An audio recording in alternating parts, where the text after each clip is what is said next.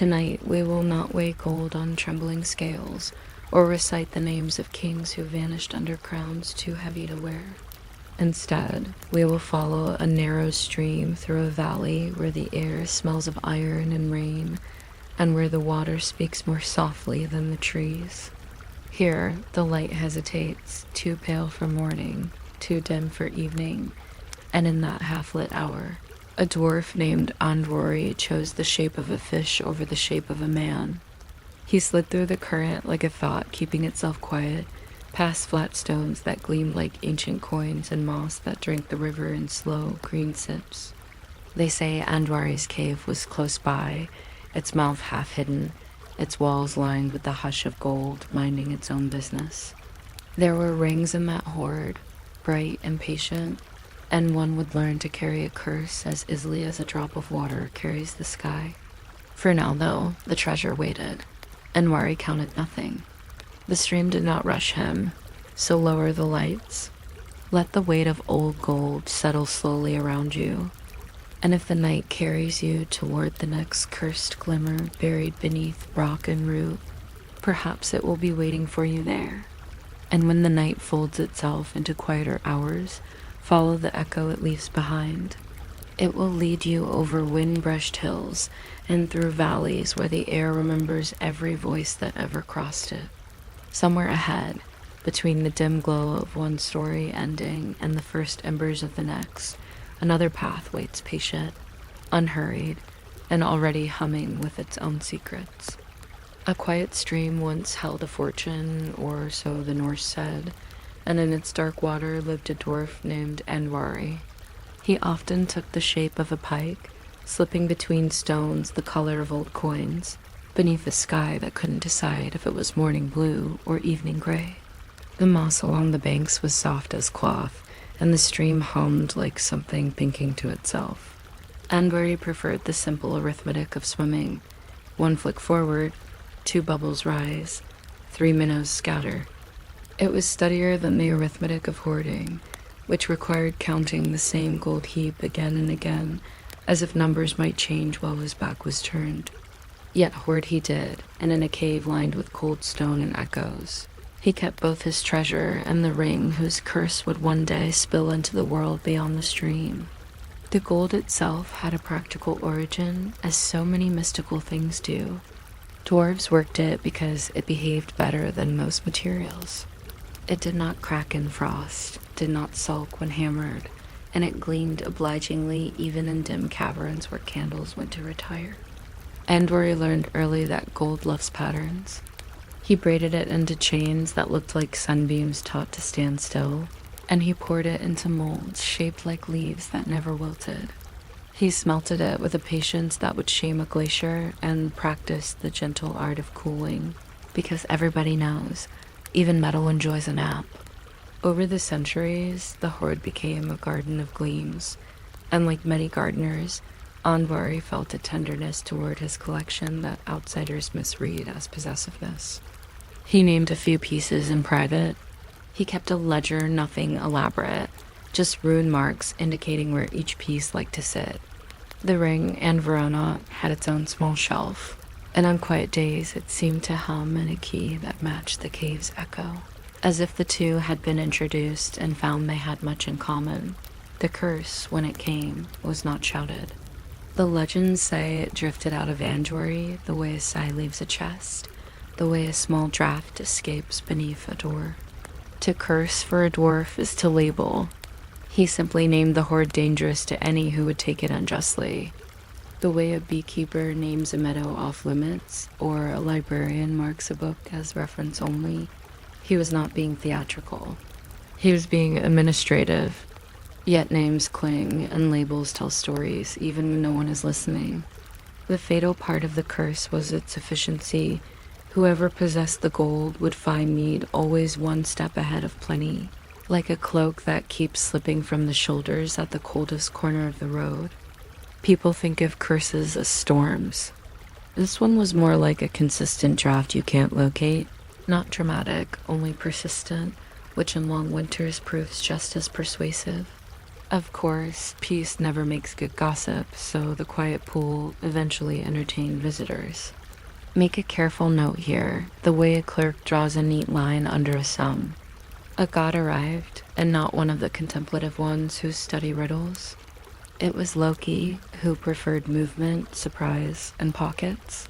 He stood on the bank, tilted his head at the sluggish shine of the water, and considered how to coax the pike to shore.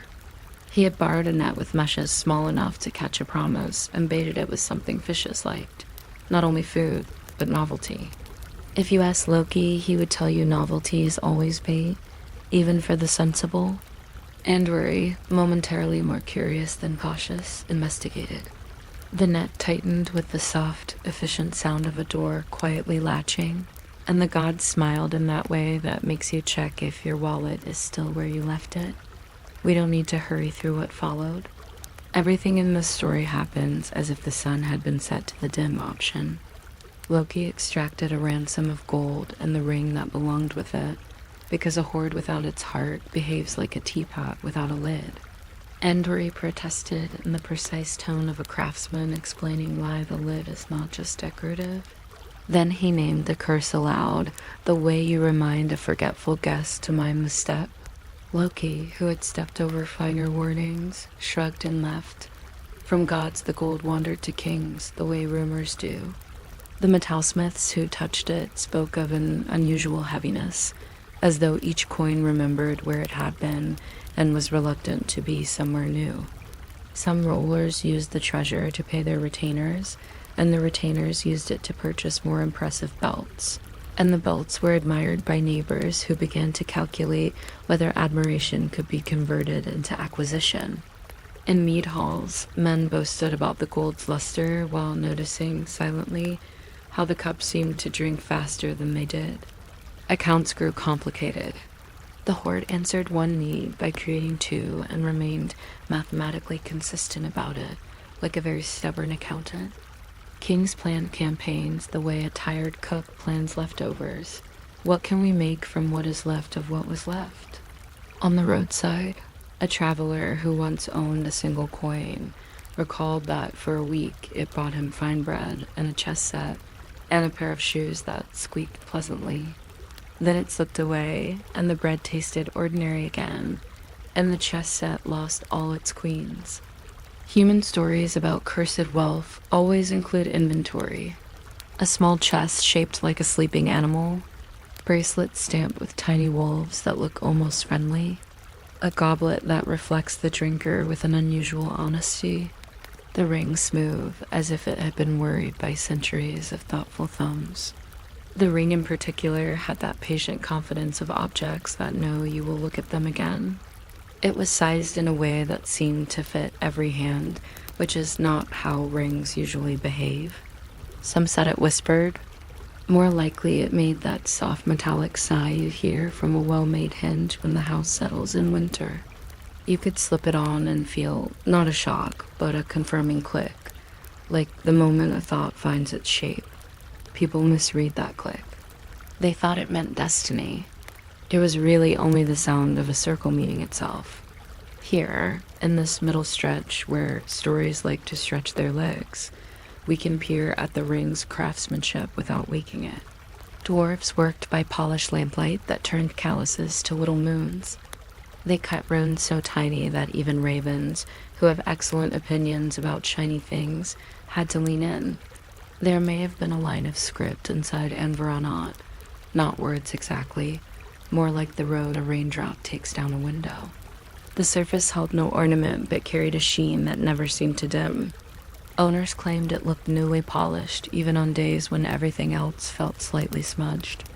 Press your thumb against it in your mind, and you might imagine a temperature right between cool stone and warm bread.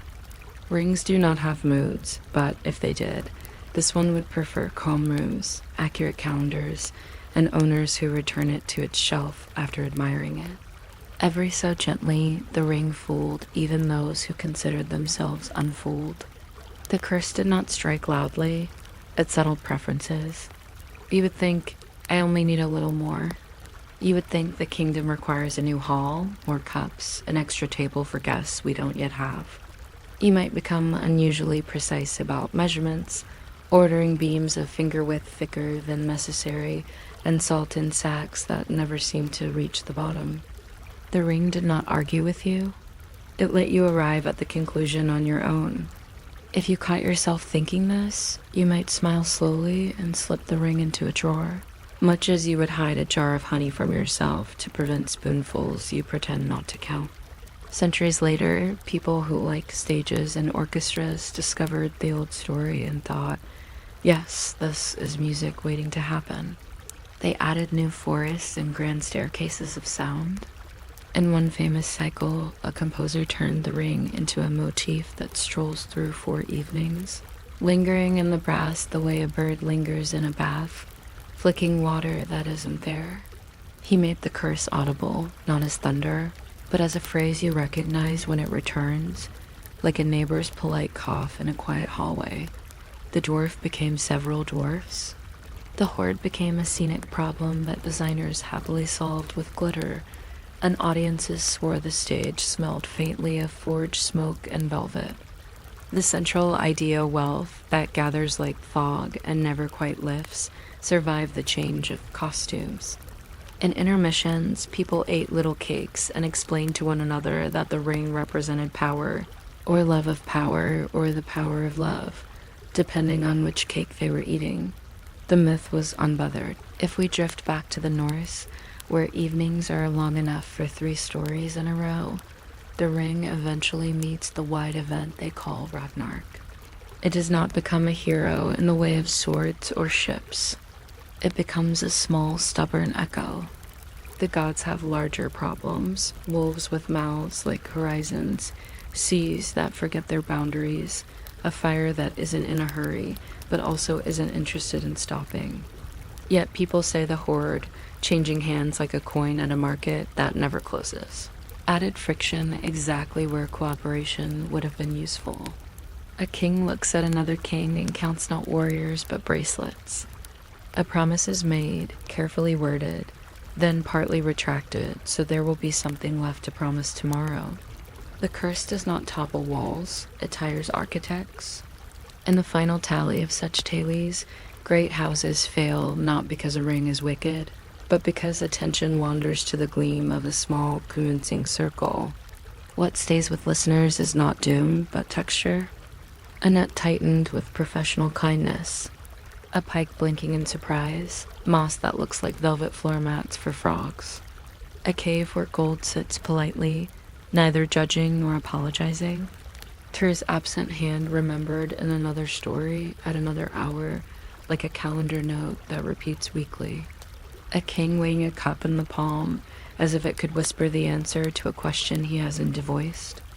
The ring, sometimes on a finger, sometimes in a drawer, sometimes in an opera house, catching the light thrown by a trumpet. It all moves as slowly as a clock in a waiting room, the kind that doesn't wish to alarm you, but would like you to know time continues to happen. By now, the mind begins to invent uses for a myth. It helps with tidying.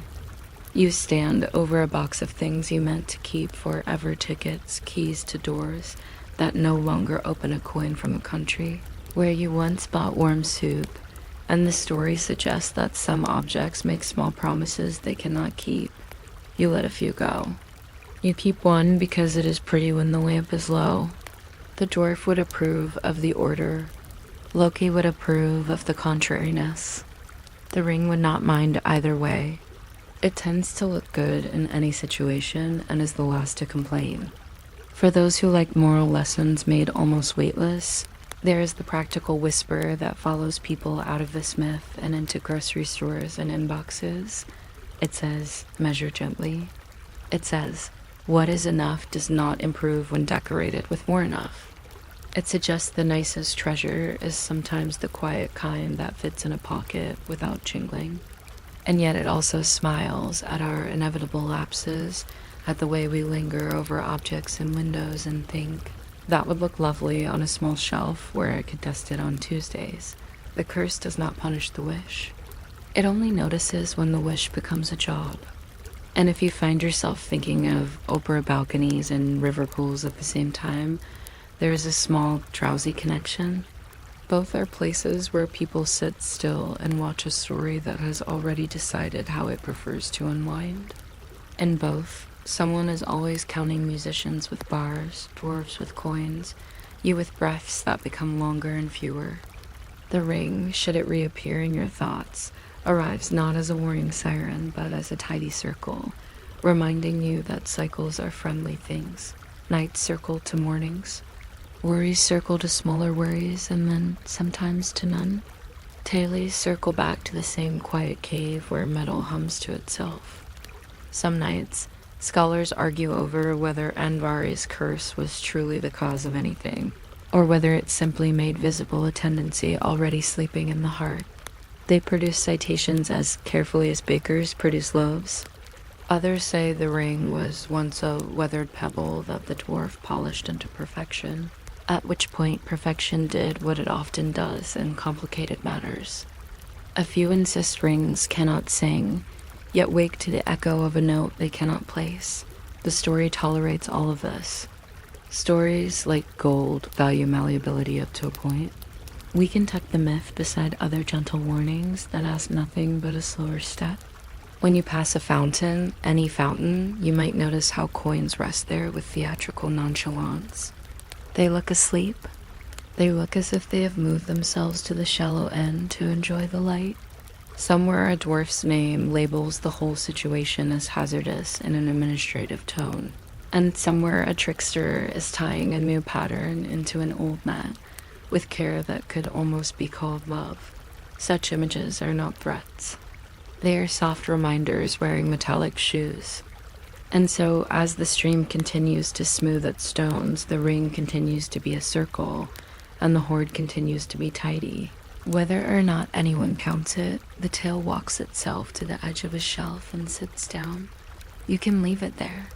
You can imagine the glow that objects make after lamps are turned low, the small glow of made things content to exist. If you happen to wake and wonder where the story goes next, it goes nowhere urgent. It loops back through careful hands and careful ledgers, past kings who revise budgets with a ruler and a sigh, past opera notes that look like tiny black eggs on a wire, back to Andvari gliding through a pool that smells faintly of stone and time. And if you do not wake, the story is well behaved. It will not tug your sleeve. It will hum in the next room, counting slowly to itself and waiting, like the ring on its shelf, for whatever hand will lift it again, and then perhaps set it quietly back. You might not expect a rope made from bedtime stories to catch a fish, but Loki liked equipment that sounded impossible until it worked, preferably with a neat knot and no witnesses. On the day he decided to go treasure fishing, the river ran very slowly, the kind of slowness that makes ducks reconsider their plans. He arrived with a net that looked ordinary from a distance and increasingly suspicious up close. The cords were a patient gray, the sort of color that refuses to brag. He had worked the meshes with a fidgeter's care, twining regular string with threads filched from odder places, a strand from a cloak borrowed but never returned, a whisker dropped by a cat that had sworn it would never shed, and a faint, unruly line snipped from the horizon at dawn, when the light was still deciding what to do. He admired the net the way people admire the pen nothing flashy, just a reliable instrument for making small problems move in a direction of your choosing. If you were still awake later, you could subscribe to this sort of gentle plodding, or simply drift like one of the river's obedient leaves. I will not call you back either way. The trick with catching a dwarf in the shape of a fish is to behave as if you were trying to catch a rumor. You don't go stomping, you stroll. You don't stare. You regard. Loki stood on a stone flattened by centuries of undecided weather and arranged his posture into the loose patience of someone who could stand there all day and, in fact, might. The water made that friendly sound it makes when it bumps against a rock and pretends it meant to. In the deep place beneath the willow bank, a spot with respectable shade and an excellent view of whatever might be happening. which was usually nothing. Andvari drifted in his preferred shape, pretending he was not also the owner of a glittering problem. The ring and the hoard rested in their cave as usual, stacked and sorted to a pleasing geometry, because dwarves believe that neatness is not a moral virtue but a structural one, the way bridges believe in triangles. Loki dangled the net in the current and let the threads wake up, which they did with a soft, textile sigh. The river approved of this kind of tool. Water enjoys any device that makes it feel like a collaborator. Andvari, curious in the careful style of someone who has been disappointed before, edged nearer. The net did not pounce. It performed a polite closure, like a door in a well-behaved house. Loki drew it in with the small, satisfied movements of a tailor, checking the lay of a new suit, and within a handful of moments, he had the fish, and the fish had the expression of a craftsman evaluating workmanship and finding it grudgingly acceptable. There was a short discussion conducted mostly in handshake-level tones. Loki had the kind of voice that could sell you your own hat. He requested gold with the cheerfulness of a man ordering breakfast. Andvari complied in the resigned manner of a librarian confronted by a patron who insists the book they want is here, somewhere. The ring, too, was demanded and surrendered. The curse, more a memo than a tantrum, was spoken, and Loki waved as if the weather had been fine and the service prompt. Nothing cracked. The river's slow applause resumed. The little story might have ended there if stories didn't enjoy circulation. They go from hand to hand the way cups do at a long table. Loki's trick net, patience, and selective honesty became the start of a tour. He carried the gleam to a certain hall where gods meet to trade remarks and politely pretend they have misplaced several things. No one objected to the shine. Gods, like crows, are professionally immune to it and yet are always pleased when it occurs. For Loki, the trickery had never been about the hoard itself. It was the art of rearrangement, the satisfaction of taking a stubborn fact, this fish is in water, that gold is in a cave, and adjusting the furniture of reality until everything sits somewhere slightly different. He loves postscripts. He likes the sound of the door when it closes softly behind him. From gods the treasure drifted to humans, who take their time and then hurry. Kings heard about it through the usual channels, which include ravens who pretend not to gossip, merchants who certainly do, and poets who would never, except when it rhymes. The first to reach the cave went with a company of men who wore their bravery like comfortable shoes. The door was not a door, merely an arrangement of shadows and polite darkness, but they found a way in because ambition is excellent at maps. They saw the hoard settled there like a sunset that had nowhere else to be. Coins lay in shallow drifts, each with the placid face of a traveler who has at last reached the right station. Chains rested in coils that resembled sleeping snakes who dreamed only of length. The ring, which had its own little shelf, did what it always did. It looked inevitable. Kings selected pieces with that careful greed of people who believe they are not greedy at all, only thorough. You don't, after all, take a few leaves from a tree and call yourself a forester. You must bring home limbs, then beams, then the idea of a roof. They hired porters. They hired extra porters to carry the promises the treasure made. They marked the day in their minds as the formal beginning of prosperity, just as some people mark a new notebook as the formal beginning of order. And for a span of mornings, the hoard behaved itself. Cups shone and made beer taste like excellent decisions. Bracelets rested on wrists with the authority of small, gleaming governors. The ring sat light on a thumb and adjusted thoughts by a fraction of a degree. The way a picture hung slightly crooked makes you tilt your head without realizing it. The curse, because we are required to mention it in a sleepy voice, was never a thunderclap. It was a draft. It crept through accounts. The king who had been content with walls 2 men thick now needed 3. The mead, formerly robust at 1 cup, suddenly required 2 to taste as decisive. Envoys arrived from neighboring halls with eyebrows already raised. They had heard that a fortune had changed addresses, and being good neighbors, wanted to help with the logistics of redistributing it. Councils were held in which the word reassurer was used at least 3 times. It was determined that raids are a kind of reassurance that travels on horseback. What followed was not war, the word is too awake, but a series of misaligned errands. Men who would rather have stayed home with their dogs were sent to assert ownership in polite, iron-tipped language. Sagas later tell of banners and boasts and the way spears stand like a forest. But from a comfortable distance, the whole matter resembled 2 households arguing in low voices about who owns a particular casserole dish that has, for many years, gone back and forth at holidays. The ring circled through hands with the friendly predictability of a biscuit at a meeting. Each new owner had sensible plans. Each plan took on an extra staircase, 2 unnecessary windows, and a second storage room for regrets. The curse, if you like that word, was thrift shadow. I kept asking, couldn't we have just a little more? There were heroes, naturally, because people enjoy wearing that word on special occasions. And there were fools, cheerfully overlapping. One warrior swore the ring tightened on his finger whenever he lied, which, he added, had become inconvenient at court. Another claimed that if you held it to your ear, you could hear coins being counted in a language no one spoke anymore, a language that consisted almost entirely of polite throat clearings. A queen hung the ring from her neck because she said it made her posture better. People agreed, for indeed she stood very straight when she wore it, as those who carry interesting burdens often do. A steward tried using the ring as a seal on letters to ensure honesty. This resulted in very short letters that said briefly what had actually happened, which was novel, but not, in the long run, popular.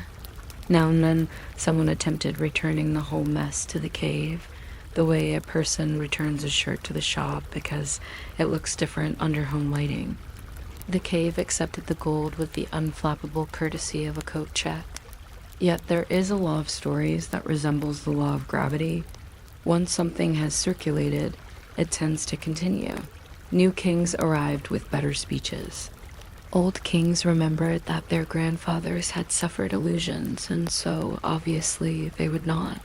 The ring kept its exercise schedule, moving through palaces, tents, boats with admirable balance.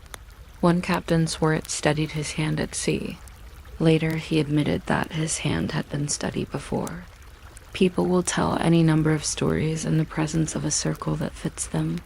If we loiter for a moment beside a banqueting table, we can watch the gold perform its favorite trick, which is to be looked at. Candles multiply it. People lean closer not to touch, but to compare reflections. A scribe counting cups loses track around the number where numbers comfortably blur.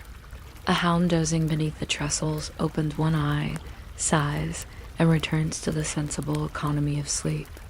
Such scenes appear in the chronicles with gravity and important names, yet their real weight is in the small regular actions, filling, offering, nodding, setting down, the quiet commerce of hospitality that the treasure simultaneously gilds and complicates. Men sing about distant victories while the kitchen counts spoons. There is a miniature history to be told of the ring's habits with mortals, which, being miniaturized, is easier to place on a shelf. It liked mornings in which the world felt newly ironed. It disliked the bitter cold that makes metal complain beneath your touch. It did nothing extraordinary. If you waited for it to spark or to whisper, you waited in vain, which, as many discover, is a powerful habit all on its own. It made people methodical. They began lists on parchment, then lists of lists, then secret lists in a different hand, just in case. It improved posture. It sharpened the appetite for clarity about maps, about borders, about who owed whom what exactly. And when clarity failed to arrive, it recommended more measurement. By sunset, the day had been efficiently tallied, and everyone felt both justified and slightly tired. Stories like to tuck in a jewel somewhere because it looks well on the page, but the ring's career among humans offered mostly skirmishes with sleep afterward. After the flashes of iron, there was always paperwork. Counting wounded, counting surviving cups, counting horses, counting the reasons this had seemed necessary. A poetic historian wrote that the horde fed on the arithmetic of men. A practical historian crossed this out and put simply wages. Both were right. A great many things in life are two things at once, like a lake that is also a mirror, depending on whether you look at water or at sky. In a village far from the royal halls, a smith once had the ring for 3 days because a messenger needed to stop for soup and directions. The smith was a precise man who wore his apron as if it were a legal document. He used the ring as a mold for a set of iron hoops, testing his tongs against its uncomplaining smoothness. He returned it on time, adding a note that said it had excellent roundness, and that he had made a circle more truly, because he had briefly known a perfect one. He added privately that perfection is very fine, but you cannot hinge a door with it. The messenger nodded. Kings might have benefited from this remark, but kings are busy, and useful sentences have a way of finishing their soup and slipping out the back. Loki, for his part, occasionally revisited the situation the way a gardener checks a mischievous vine. He took a quiet pride in how seldom anyone remembered he had started the whole business with a net tied from leftovers. Trickery, he would say, is just housekeeping with better lighting. He enjoyed hearing how sober men described their sudden need for additional staircases. He enjoyed, more quietly, how sometimes a person would shrug and set the ring aside and go for a walk by a very ordinary stream where the frogs kept their own counsel. He didn't mind being blamed for the rest. Blame is a kind of necklace. It sits as well on a trickster as pearls on a queen. The traveling horde touched sagas the way a comb touches hair, leaving faint lines. A warrior swore he would bury the gold where no one could find it, but he forgot to consult rivers, who have long opinions about where things end up. And after the spring thaw, the hiding place became a modest island that geese enjoyed. A steward who tried melting the ring discovered it had a way of inspiring the fire to reconsider its goals. The metal soft, then firmed politely, resisting finality like bread dough that has not been told what it wants to be. Eventually, the steward took this as an omen and wrote a poem about the persistence of circles. It was not a very good poem, but it rhymed and the rhythm worked when recited while chopping wood, which is all most poems ask. You may wonder whether anyone ever used the treasure sensibly. The answer, unsurprisingly, is yes, briefly. A small king in a cold valley paid the debts of farmers after a bad harvest, and asked for nothing in return but a loaf when the next was better. The horde, affronted by the lack of ambition, simply felt heavy for a week and then forgot to misbehave. Another ruler funded a bridge. Everyone loved the bridge. Children gave it nicknames. The ring twinged once as if to say, "This is not the program," then settled into the useful glow that things acquire when they have participated in something everyone enjoys. Even curses tire of their job now and then. The bridge outlived the king. You can still hear footsteps on it if you pass that way at dusk, which in that valley lasts about 3 hours and is excellent for lingering. As the generations thickened, the horde's reputation widened until it resembled weather. Everyone talked about it. Not everyone had truly seen it. Everyone agreed it affected joints. A late-coming hero announced he would end the ring's mischief by wearing it until it bored of him. He succeeded admirably in being boring. He attended meetings, he kept notes, he grew a careful garden with straight rows. The ring stayed with him for almost a decade, then departed without ceremony one afternoon when he removed it to knead dough. He looked for it for a while, then shrugged and sliced the bread. History does not record the bread's quality, but given the man's general tendencies, it was probably excellent. Some nights, in our time, in rooms that have lost their corners to rugs and lamps, readers meet the old tale and find themselves nodding with a kind of recognition that feels half embarrassment and half relief. Ah, yes, we say, the thing that makes you want a second storeroom for regrets. We look at our modest rings, wedding, graduation, souvenir from a museum shop where the guard smiled, and we rotate them absently while considering budgets. And plans and those extra windows we suddenly desire for a wall that faces only more wall. In this way, the story performs the smallest of tricks. It makes a net from ordinary fibers and catches a fish made entirely of thought. If you are drifting towards sleep now, you can keep the idea without keeping the gold. It weighs less and doesn't mind if you drop it. What remains of Loki's day by the river is not drama but craft. The net was neat. The water was agreeable. The fish, when he resumed his dwarf shape, kept his dignity, which is not always easy when you have been recently aquatic. The curse, when spoken, floated like frost on breath and settled softly where it meant to. The treasure behaved as treasures generally do. It sat there and waited for people to supply the plot. Kings, heroes, fools, and sensible smiths obliged. And time, which loves circles, continued to draw them around the ring, around the years, around the small habits that make and unmake the kingdoms of a day.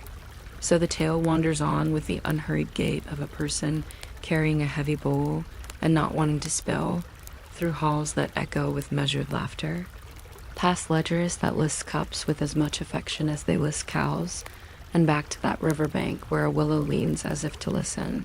The net has been folded and put away. The water keeps practicing its soft consonants against the stones. Somewhere in a cave that likes its shadows stacked just so, a shelf remembers the weight of a ring that still prefers to travel. If you follow it further, you will find more polite disasters and more administrators, which is to say, more life, but we don't have to follow. We can allow the story to keep going without us, as quietly as a ledger that sums itself long after the clerk has closed his eyes. And as the pages drift together in the dark, even the ring, even the trickster, even the kings let their bright ideas dim to a manageable glow, leaving the room with only the low hum of metal and the slow arithmetic of a river, suggesting very gently that it will be here when you wake. You might not expect a dwarf to curate silence the way a jeweler polishes stones, but Andvari preferred his quiet arranged by size and shine. In the shallow-breathed hours before daylight committed to anything, he would walk the galleries of his cave with a lamp the color of old honey and check the treasure the way a gardener checks leaves. He had a method, naturally. Coins were sorted by how far they wished to travel. Some had the stay-at-home temperament of kettle lids. Others twitched for a journey and were placed near the door, the better to satisfy their restlessness if restlessness ever became practical. Necklaces lay in calm spirals, each spiral a reminder that metal likes the idea of returning to where it began. The ring sat by itself, not because it was grander than the rest, but because it was fond of being considered. If you are still awake later, you can consider subscribing to this gentle habit of inventory. No pressure, of course, like Andvari's lamp. It is a small light that harms nothing by continuing. Andvari's gold, contrary to rumor, did not drop into his lap from a heavenly accounting error. It accreted the way a day's thoughts accumulate when you stand by a window. The first pieces were wages for work he had done for neighbors who needed hinges that would not complain and clasps that understood the delicate grammar of tension. Dwarves will tell you that money is only a small statue of time. He kept those statues and gave them names, not out loud, only within the tidy vaults of his mind, where he also stored recipes for tempering and 3 jokes that never failed. More gold arrived from a stream that frequently misplaced trout and very occasionally mislaid a purse. Andvari returned the trout and kept the purse, a balance that pleased both the river and his sense of ethics. When travelers knocked and paid for safe passage through the dark, he accepted their coin with the same politeness he offered chairs. A hoard like a library is not a sudden event. It is what happens when patience has a hobby. Everyone asks about the curse as if it were a thunderclap preserved in amber. Andvari did not shout it. He issued it the way you label a box so that people stopped putting umbrellas inside. The ring would bring enough wanting to stretch a season. Whoever owned the gold would find their measurements slightly off, the way bread dough rises into your afternoon. No lightning, no courtroom speech. Just the common mischief of more, which is tidy enough to hide anywhere. If you are listening with your forehead already resting on your pillow, you may recognize this style of curse. It is the one found in the back of closets in modern apartments, nestled between a perfectly adequate jacket and a second perfectly adequate jacket, which, for complicated reasons, you also needed. The story prefers to fold itself along a seam where the cave meets the world. Loki, a man who treated boundaries as if they were polite suggestions, came fishing with a net that had learned patience from the river reeds. He caught the dwarf in his fish form with the sort of competence that does not require fanfare. We have covered this elsewhere, but it bears repeating softly. The net did not pounce. It closed the way a book closes after a long page. The bargain went as bargains go when one party has a schedule and the other has a hoard. Gold left the cave, the ring last of all, and the label the mild. Durable curse went with it like a forwarding address attached to a suitcase handle. Loki left with the cheerful stride of someone who has completed a splendidly inconvenient errand. The cave turned its lamp down to a thoughtful ember and adjusted to the new silence, which sounded very much like the old silence, minus one circle. After such tidiness, the world did what the world does when presented with an orderly pile. It rearranged itself. Heroes and thieves began to arrive like weather predictable in type, surprising in detail. Loki's part is usually told in the bright voice of gossip, but in a sleepy register, it becomes a study in knots. He liked the way the trick ties two ideas together that didn't know they were neighbors. He liked to watch the way polite people explain outcomes to themselves. He especially liked the net, which, having proven that even water can be persuaded to cooperate, deserved a nap and got one. After Loki, mortals took their turn, never able to agree on whether they were rescuing the gold from danger or rescuing their reputations from modesty. One king came in the dress rehearsal of winter and studied the hoard with the appraising gaze of a man who once rearranged the spoons and still remembers where each spoon sits. He chose cups with practical handles and vowed to host better feasts, which he did. Although better is a variable word in halls with echoing laughter and several musicians. Another ruler sent envoys whose eyebrows held the exact angle associated with fair division. They spoke of friendship using arithmetic. People die in small, administratively exhausting skirmishes, but the oak tables kept their shape, and in the corner someone always dozed. The faithful custodian of peace during intermissions. The ring, passing from hand to hand, acquired a reputation for being both light and heavy. Light to lift, heavy to keep. Many things are like this, including promises and beautifully bound planners. The best fools in these stories are never ridiculous. They're simply consistent. One man wore the ring and discovered it improved his handwriting. Another found it helped him speak more confidently during negotiations, which is to say, loudly. A woman hung it at her throat and declared that it made her remember her priorities, whereupon her household priorities converted themselves calmly into columns and rows. A poet tried to hear whispers from it and instead heard his own breath, which he wrote down, line by line, and sold as a new form. None of this was the ring's fault. It was a circle performing its vocation. Circles keep. They keep notes, they keep habits, they keep the way a finger remembers another finger.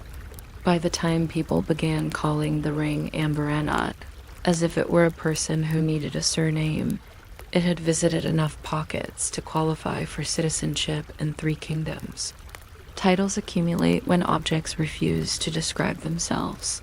Ambranat did not glow in moonlight or bite if you lied. It did something more ordinary and therefore more persuasive. It standardized desire. Wherever it landed, owners began making lists that outlived warnings. They purchased extra chests and then, embarrassed, purchased a screen to hide the chests from visitors who also had chests. They redrew borders with the ruler's straight edge and then added decorative loops because the page looked bare. The ring's magic belonged to that quiet family of enchantments in which you wake feeling that more would solve a problem you cannot name, and then the day cheerfully supplies 10 problems with measurable edges. Here we drift, without raising our voice, to the curious afterlife of myths, where story turns to music without changing the notes. Much later, a composer with determined hair heard the ring whisper to him through borrowed legends and thought, yes, that one's brass. He built a house of sound in which a river, a dwarf, and a circle walked in and out of doors. People sit in red chairs and listen to it now, and even if they cannot explain why a tuba feels like a large thought turning around slowly, they nod. The ring has an echo in this. When an orchestra tunes, each instrument asks the room, am I where I think I am? Gold asks the same question in the key of accounting. Both are trying to agree with themselves, but music is only one echo. In small museums, you can meet other reflections, display cases holding rings that belonged to emperors who had the busy habit of naming things after themselves, and beside them, cards printed in polite fonts. The cards explain acquisition histories and sometimes, with a straight face, explain how a small personal circle helped collapse a large public circle called an empire. Visitors read, lean, and murmur. The ring, whichever ring it is, sits perfectly still and lets 1,000 soft judgments move around it like fish. If you are awake enough to smile, this is a good time. On nights that smell of rain, storytellers like to connect the treasure to the big Finnish Ragnarok, that pragmatic festival of endings, and it is not difficult to do so in a tone suitable for sleep. Imagine the final accounting, which is merely another ledger balanced with less paperwork and more sky. The horde's habit of inviting more becomes a minor thread woven into that long, stern cloth. When giants and gods finally stop being patient with one another, when ships that were never meant to float arrive exactly on time, when wolves fulfill their job descriptions with bureaucratic excellence, the gold will not be center stage. It will be where it always is, off to the side, encouraging someone to build a second armory because the first one looks lonely. This is how greed works in quiet, not with fanfare, but with neat labels and neat shelves and a second set of keys just in case. If the treasure participates in the ending, it is by refining the appetite that makes endings necessary. Anyone who has overwatered a plant understands this principle. You don't hate the plant. You simply love the idea of the plant vigorously. The ring makes vigorous love of ideas feel tidy and sensible. Men lay more stones because a wall seems lonely without a friend. Later, the wall cannot help behaving like a wall. Meanwhile, the river continues to apprentice under time, which is the only master who doesn't shout. When the last storms arrive in the sagas, the river is exactly where we left it, murmuring the curriculum of smoothing things. People always ask what lesson the curse teaches, as if it were a patient teacher who brings object lessons in a wicker basket. It teaches nothing new. It reviews the basics. That wanting is the most modest of fires and also the one with the best attendance record. That circles remember. That lists are excellent servants and baffled kings. If you wish to apply the story to the modern world, you do not need a hoard. You can start with a shopping cart. You can start with a calendar. You can start with a small trapezoid of glass in your hand, where an infinite trove of pictures politely requests your infinite attention 1 additional minute at a time. Somewhere in all this, Andvari's careful label still clings to the ring. Warning, contents may inspire more shelves. Andvari himself, if we bring him back for one more quiet bow, gets an ending that pleases me because it does not end. He keeps walking his galleries in the lamp's amber light, even when the galleries are mostly memory. He counts what is there, which is sometimes a great deal and sometimes very little, and in either case, he does not hurry. In some tellings, he becomes poor and mutters. In others, he invests in a new system of locks and feels better. Dwarves are like people in this respect. They edit their lives according to the tools they have nearby. The ring remains loose in the world, doing exactly what circles do reappearing. On market days, a girl will try on a ring at a stall and feel, briefly, that her hand knows what to do next. She will put it back and buy onions. This is also a victory. Loki returns to the river sometimes to see if it has learned any jokes. Rivers tell the same joke forever, which is that everything moves and nothing moves.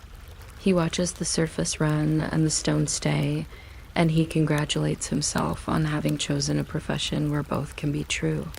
He may hold the net again in the gentlest spirit, purely for practice, and catch nothing, which he counts as skill because it requires restraint. If you remain barely awake, this is a pleasant place to pause. A trickster not tricking, a river not deciding, a net content with its own geometry. The kings and fools, the heroes and accountants, the ring with its polite insistence, none of them overthrow sleep. They only stand at its edge and discuss next steps in voices that grow softer as the corridor grows longer. Our episode drifts back the way a leaf drifts to the bank. We can imagine the horde stacked as evenly as a stack of folded towels in a well-run bathhouse. We can imagine the curse scribbled in a hand so neat it looks like printing. We can imagine the ring lying exactly where a circle must lie, which is everywhere it fits. The music in the distance keeps playing its circular argument. The bridge funded by a small, sensible king still receives footsteps. And the dwarf, who taught us that patience can be curated, adjusts one last coin for the evening and turns down the lamp. The river's voice is the same one it used when Loki stood here practicing his innocent posture. It says yes to stones, and yes to clouds, and yes to fish that have other appointments. If you want a moral, it suggests a small one. Polish attention, not possessions. If you want a lullaby, it provides the soft percussion of water measuring itself against time. And if you want more story, it points downstream and upstream, both of which produce an infinite number of disorganized sequels. We do not have to chase them. We can let them arrange themselves into the quiet inventory of sleep, where coins are merely moons, rings are just round breaths, and even the grand final ending waits politely in the vestibule. Hat in hand, while the lamp fades, while the cave breathes, while you keep what you wish to keep, and set the rest back on its shelf. To be there in the morning, still shining, still ordinary, still manageable, still enough. You might not expect a river to keep a ledger, but the one outside Andvari's cave accounted for everything with tiny silver lines. Each ripple a neat entry in the book of passing things. The dwarf liked that style of bookkeeping. He preferred numbers that didn't brag. In the slow mornings, when the light behaved and the rocks minded their own business, he inventoried his treasure not by weight, but by temperament. Patient coins lived in quiet stacks. Restless ones were given extra space so they could twinkle without bumping the neighbors. Chains were laid in soft spirals so their links could remember being ore. The famous ring sat apart the way a thought sits apart when it intends to return later. Andvari did not stroke it or chant. He simply acknowledged it with the nod you give a kettle you trust. If you're still awake in a few minutes, you may also acknowledge this sleepy channel with a follow silently is fine. I'll never know, and neither will the river. The horde had come together for practical reasons. Dwarves are smiths by nature and shopkeepers by accident. The first coins were wages, the way time sometimes arrives back at your door holding a receipt and a new habit. Later came the payment for a ferry through the dark, a few gifts from travelers who preferred safety to stories, and a purse that the stream had misfiled among the pebbles. He kept the purse, returned the pebbles, and considered this good manners. What makes the tale tilt into legend is not the glitter, but the label. When the gods needed ransom for a mistake they didn't plan to repeat, Loki knocked with a professional smile and asked for everything that would fit through the mouth of a sack. Andvari complied within the letter of the request, which is the polite dwarf way of saying no as elaborately as possible. Then, at the last moment, Loki reached for the ring because tricksters begged only elegantly complete sets. Andvari, who had seen generations of wanting enter the world through small doors, spoke a curse like a careful sticker.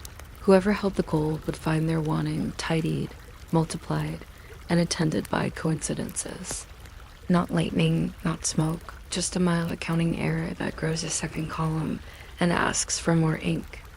It is the most durable sort of magic because it looks like common sense and improved packaging. The river logged the transaction with 3 easy ripples and pretended it hadn't noticed. The second scene opens without a curtain, as most scenes do with someone borrowing a tool. Loki went to the sea goddess Ran and requested her net with the same flattering tone you use when you compliment a librarian a system of shelves. He cast the net in the river and drew up a rather dignified pike, which sheds dignity quickly when informed that pikes are not covered by the receipt. Andvari took his own name again and tried a few contractual arguments in a voice made for disclaimers. In myth, this part is often loud. Here, it is a whisper exchange between 2 professionals who both know the rules of returns. The gold left the cave like a well-organized caravan. It is fashionable to describe the hoard as greedy, but really it was conscientious. Coins like to travel in groups. The ring likes to be considered. Loki, having finished a difficult errand without breaking form, delivered the ransom to Hreidmar, who wanted it for reasons that could have been summarized in a tidy list headed comforts, recognition, and more. A fur was spread. A skin was covered. A hair protruded, because hair is the natural attorney of leftover claims. Loki added the ring to make the coverage complete. Thus the label went with the set, a discreet warning tag tucked under a bright clasp. The rest, to use a phrase that yawns on its own, is history and filing. Hreidmar's household discovered that wanting is contagious. His sons, Regin and Fafnir, argued the way ledgers argue when 2 columns share one total. Fafnir left to think things over and returned as a dragon, which is a late-stage form of being very convinced by your own math. In a children's version, this would be exciting, but in a bedtime version, it is just a matter of costume change and longer naps on the gold. Travelers passed with theories. Some swore the curse was exaggerated. Some said it was an allegory created by responsible neighbors to discourage impulse purchases. A few kings arrived with dignified wagons and the kind of advisors who wear crisp cuffs. They made offers that sounded like legal poetry and left with empty wagons in excellent minutes of the meeting. Others tried swords, a method effective for cutting bread and commitments, but less effective against ideas. In this long muddle of borrowing, bargaining, and gentle embezzlement, the ring kept doing its job, persuading whoever wore it that one more shelf would definitely make the room serene. It is at this point that the ring acquires a formal name, Andvari, as if it had applied for membership in a guild of persuasive circles.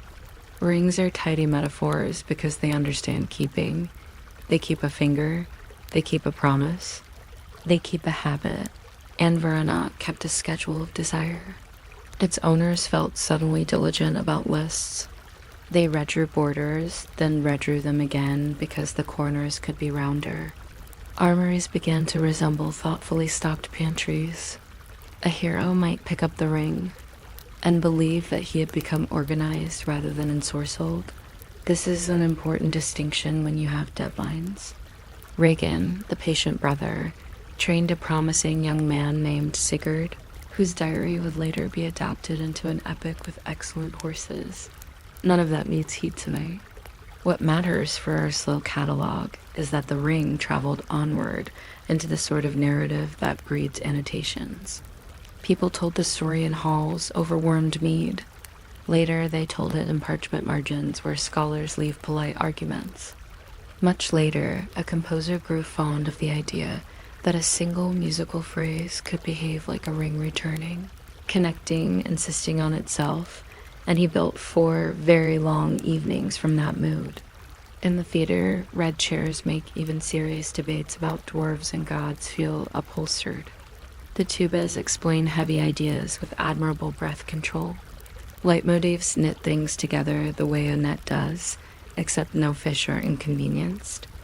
If you ever attend, notice how the melody that means gold that commences keeps circling back as if it has paperwork to complete. Between performances, museum cases show rings with cards that murmur about provenance. A guide whispers that a fragment of Roman law once described ownership the way circles do. People nod and take a photograph that refuses to glow properly without flash. The ring in the case is not Andvari, of course, but it knows the posture. The last drift in our slow river is the easiest. The gold's label continues to do what labels do: advise, then get ignored, then become prophetic in the boring way warnings become prophetic. When storytellers braid this hoard into the whiter cloth of Ragnarok, they do so not by insisting the treasure topples the sky, but by suggesting it oils the hinges. Greed does not require torches, it prefers calendars. Armies do not need a dragon to justify themselves. A spreadsheet will do. The curse meets the end of the world the way a diligent clerk meets a very large audit. Meanwhile, the river outside Andvari's cave proceeds with its civil service, smoothing everything that volunteers to be smoothed.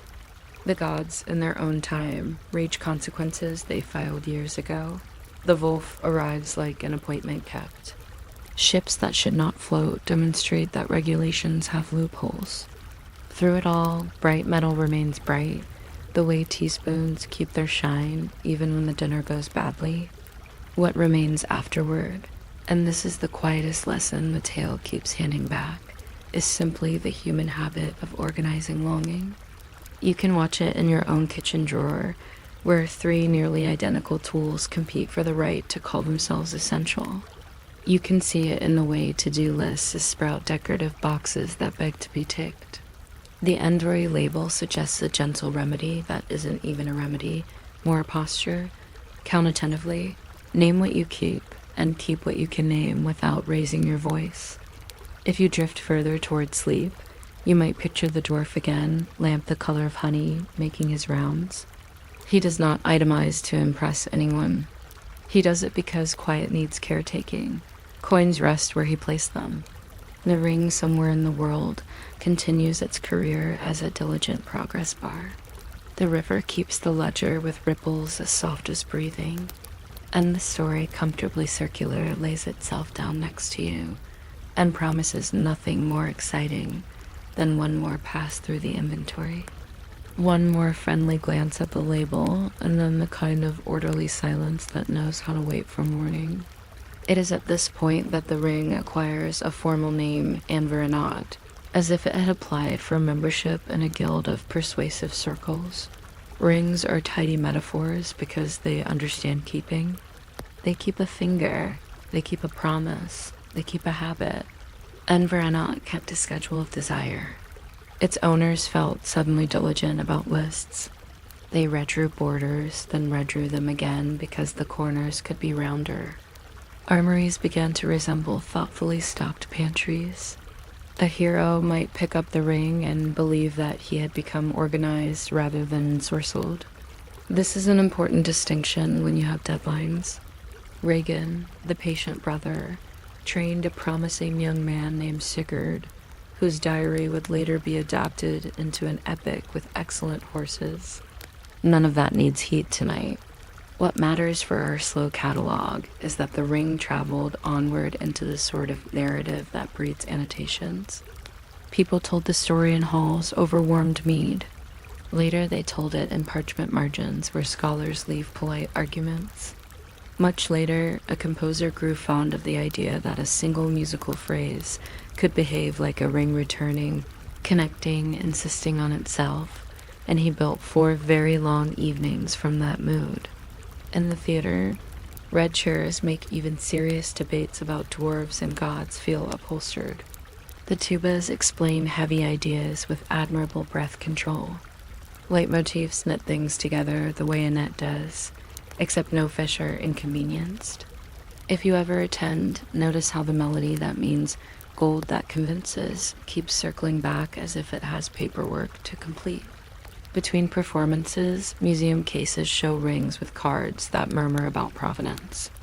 A guide whispers that a fragment of Roman law once described ownership the way circles do. People nod and take a photograph that refuses to glow properly without flash. The ring in the case is not Andvari, of course, but it knows the posture. The last drift in our slow river is the easiest. The gold's label continues to do what labels do. Advise, then get ignored, then become prophetic in the boring way warnings become prophetic. When storytellers braid this hoard into the wider cloth of Ragnar, they do so not by insisting the treasure topples the sky, but by suggesting it oils the hinges. Greed does not require torches, it prefers calendars. Armies do not need a dragon to justify themselves. A spreadsheet will do. The curse meets the end of the world the way a diligent clerk meets a very large audit.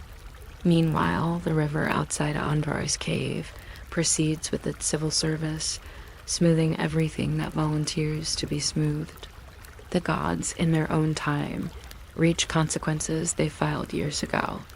The wolf arrives like an appointment kept. Ships that should not float demonstrate that regulations have loopholes. Through it all, bright metal remains bright, the way teaspoons keep their shine even when the dinner goes badly. What remains afterward, and this is the quietest lesson Mateo keeps handing back, is simply the human habit of organizing longing.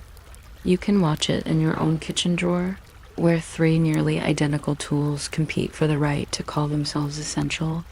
You can see it in the way to-do lists sprout decorative boxes that beg to be ticked. The Andvari label suggests a gentle remedy that isn't even a remedy. More posture, count attentively, name what you keep, and keep what you can name without raising your voice. If you drift further towards sleep, you might picture the dwarf again, lamp the color of honey, making his rounds. He does not itemize to impress anyone. He does it because quiet needs caretaking. Coins rest where he placed them. The ring, somewhere in the world, continues its career as a diligent progress bar. The river keeps the ledger with ripples as soft as breathing, and the story, comfortably circular, lays itself down next to you and promises nothing more exciting than one more pass through the inventory. One more friendly glance at the label, and then the kind of orderly silence that knows how to wait for morning. You might not think a small circle of gold could keep a long, patient diary, but the ring called Andvari has been writing in silence for a very long time. One smooth loop for each entry, each loop the same, each loop slightly different if you stare the way a jeweler stares when the shop is empty and the kettle hums. It is described as magical, which in the slow language of dwarves usually means well-made and entirely sure of itself. The ring was not hammered in a hurry. It was coaxed from metal that had been folded so many times it forgot its first argument. The Wado stops protesting after the 10th turn. The cavern where it was shaped preferred a tidy temperature, hot enough for obedience, not so hot that ideas run. If you hold the image gently, you can see bellows sighing, a crucible that never sloshes, and a pair of tongs that have learned the comfort of routine. The magic, if you like labels, is the craftsmanship repeating itself into meaning.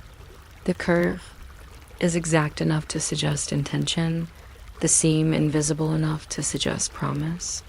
The inside of the band is simple, which is how dwarves brag. On certain nights, if the owner is the sort of person who alphabetizes spices, the ring can feel like a perfectly filed thought. Later storytellers would give it a pedigree and a curse, but it started like most useful things do, as a solution. That liked being the solution. While you drift with this, if you remain awake at the edge of the river of words, you can quietly decide to follow this sleepy series. Or you can decide to do nothing at all, which is also a kind of following. The Ring will not mind either way. It is very good at waiting. The first habit the ring learned was to sit still. This is underrated. Sitting still allows other objects to make promises around you. Coins do it in stacks. Keys do it on small plates near doors. Andvari did it on the finger of a dwarf who preferred inventory to ceremony. He noticed, as organized minds do, that the ring made totals feel almost finished. A rich man might see a treasure and think merely. With the ring, he would think complete. That is a subtle spell, almost a clerical enchantment. It adds a stamp to a ledger, and the stamp is satisfying. The ring crossed palms the way good punctuation crosses sentences, turning a thought into a conclusion with a click that feels earned. The story says its owners were ruined, but ruin can be so quiet that you only hear it when you dust the shelves and realize there are more shelves. Hreidmar wanted coverage, full coverage, every lost hair accounted for, and the ring arrived as the final decimal that rounds the number up and quietly invites a larger column. His son Fafnir felt the ring as an argument that won itself. Regan felt it as a curriculum. Sigurd would feel it as an itinerary with excellent typography. A king might feel it as an agenda with no blank lines, which is a comfort until you need one. The ring spoke fluent completion to whoever listened for completion, and if they did not listen, it whispered all the same, as gentle as a reminder. On a calendar you set months ago in a slightly different mood dot, it did not shine loudly. Loud shines burn out in torchlight and make visitors suspicious. Andvari preferred the kind of glow that flatters lists. And even might it carried the soft reflection of a room that believes in purpose. The band's edges had been eased just enough to suggest mercy. The inside might have held runes once, or perhaps the memory of runes, because dwarves know the trick of inscription by practice, where you carve a thing so correctly that the correctness becomes a sentence. People argued about whether the ring granted wishes, but wishing is only one way to move. A more reliable way is to sort. The ring encouraged sorting. Lands into parcels, friends into ranks, promises into tiers, affection into boxes with lids. In this mood, generosity becomes a method, which is another way to say it forgets it is generosity. The ring did not make anyone cruel. It simply allowed plans to grow tidy and authoritative, like maps pinned behind glass. There is an old saying among the river stones near Andvari's cave that water loves the shortest path unless you give. It had a beautiful curve. The ring provided that curve. The wearer experienced the shortest path to more, bent by elegance. Because it was precise, it inspired replicas. Goldsmiths and halls far from the dwarf's forge made cousins and cousins of cousins, each the right weight to comfort a hand. When a thing feels exactly right in your palm, your stories will volunteer to explain why. Some said the ring could make its owner understand animals. This is probably because good lists make you listen better. Some swore it could hide its bearer. That rumor likely began when a clever wearer learned to stand slightly behind the largest plan in the room. The ring's most reliable power, if we keep our tone practical, was to make accounts appear sensible at midnight. It is a midnight ring. In morning light, the numbers yawn and request coffee, and you realize there will be meetings. But at midnight, with a lamp and a quill, and the faint hum of the world being elsewhere, Andvari puts a napkin under the glass of whatever you're deciding, and nothing wobbles. A conqueror might mistake this for destiny. A craftsman might mistake it for excellence. A lover might mistake it for certainty. All of them are merely well organized for a moment. If you ask how it traveled, the answer is that it obeyed gravity. And wand, a sack, a hand, a palm placed with that small ceremony people use when passing a coin they hope is lucky. The ring remembered each touch without keeping score. It is not accused of vengeance, only of being persuasive. Persuasion creates. The same weather over and over. That is why the same clouds appear around the ring in different centuries. Oaths trimmed to fit budgets. Roads improving toward places that may not need such efficient access. Cupboards acquiring duplicates of useful bowls because duplicates are proof of being ready. One owner set it on a map to weigh the corner down. Another wore it over a glove because it looked like purpose layered on preparedness. A third kept it in a small box inside a slightly larger box, a habit sometimes called prudence, sometimes called affection for boxes. The ring enjoyed all three methods like a violin enjoys both music and the velvet it sleeps in. There were songs, of course.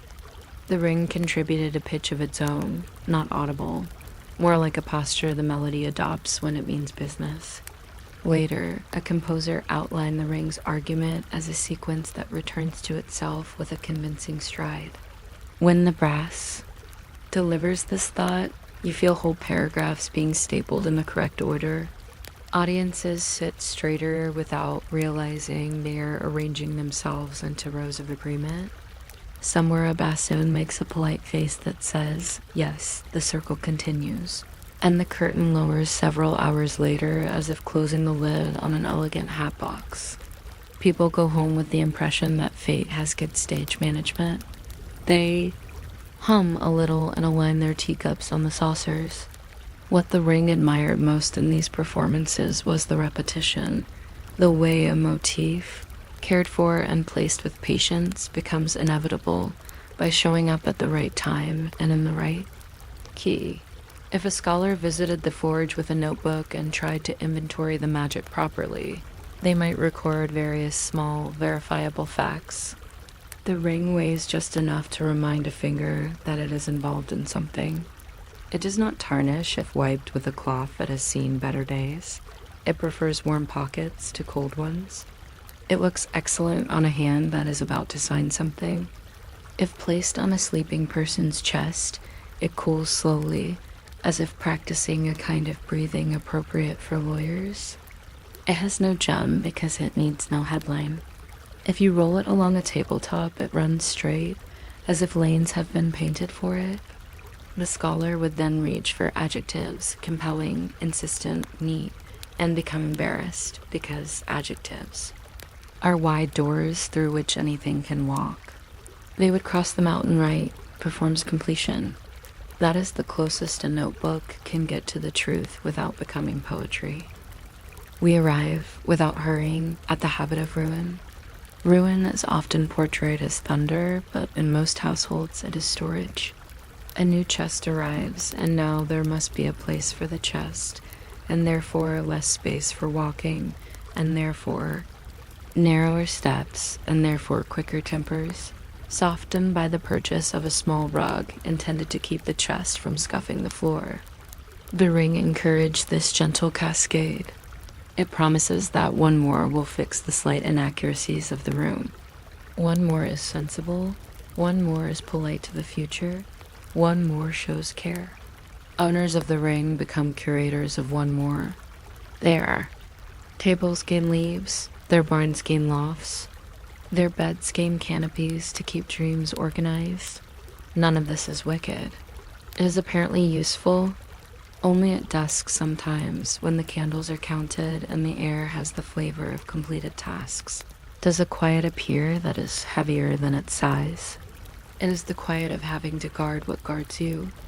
Even then, the ring feels helpful. It volunteers to make the guard schedule. You may wonder how such a tidy device touches the final pages of the great story, the one about the end that has many beginnings. The answer is that it does not shatter anything. It lubricates. When large wheels must turn, a small circle of gold reminds everyone how satisfying circles can be. The curse people speak of is not a hex in a thundercloud. It is the policy that repeats because it once worked splendidly. At meetings where heroes debate whether to go or stay, the ring in someone's pocket warms like consent. Ships are built on time. Promises are worded without spaces to breathe. Accounts balance perfectly on the wrong premise. And still, the workmanship remains admirable. Even at the horizon of everything, a well-made ring looks like a good idea. If there is an antidote, it is simple, which makes it difficult to market. It is called enough, and it is smaller than the ring. Some owners discovered it by accident when a day ran out and nothing terrible happened. A king found it in a garden shed while looking for a spade, and for half a minute he was content to be a person near tomatoes. A smith met it under a bench when a single rivet stayed stubbornly crooked and decided that crooked could be a style. A lover met it when a letter remained unsent, and the world continued to turn in exactly the same direction. Enough is a quiet teacher and tends not to join committees. The ring does not argue with enough. It simply waits for the meeting to conclude, can store Andvari not properly with a few sleepy measures. Use a box that does not click too loudly. Hinges should sound like friendly mice. Line the box with cloth, the color of unsalted butter. Do not lock it with resentment. Locks like arguments. Squeak when you visit them too often. Place the box where lists cannot see it, perhaps behind a harmless book about mosses, which are famously uninterested in gold. Visit it now and then to confirm that it is no larger and that you are no smaller. If you lend it with a sentence that begins, "You may return this whenever," and ends, "or keep it if it teaches you to return other things." The ring has seen centuries and will not be offended by generosity conducted at half-volume dot. Sometimes the ring dreams, which is to say its owners dream for it.